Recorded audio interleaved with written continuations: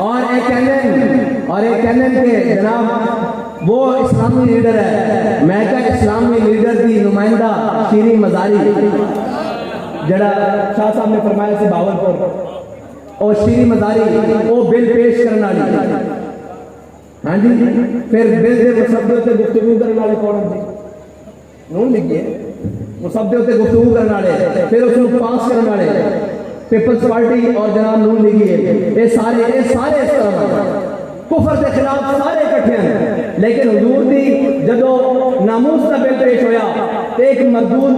party جڑی Peoples party اے boycott کر کے باہر نکل گئی تھی، دوسرے جناب اس طرح کر کے نکل گیا سن تانوں اجے بھی اکھاں نہیں کھلیاں کہ کہندے جو گماشتے ہیں ایک کہنا دے ترجمان ہیں ایک کہنا دے جناب ہے، جدو حضور دی عزت کا بل پیش ہویا ایک بائیکاٹ کر کے باہر آ گیا، ایک احتجاج کر کے جناب باہر نکل گیا، ایک پیش کرنے والے نس گئے، لیکن جدو جناب اتنا بڑا شریعت دے نال متصادم بل پیش ہویا یہ سارے اکٹھے، اس کا مطلب ہویا کہ غلط نہیں سی کیا کہ 12 کھلاڑی اور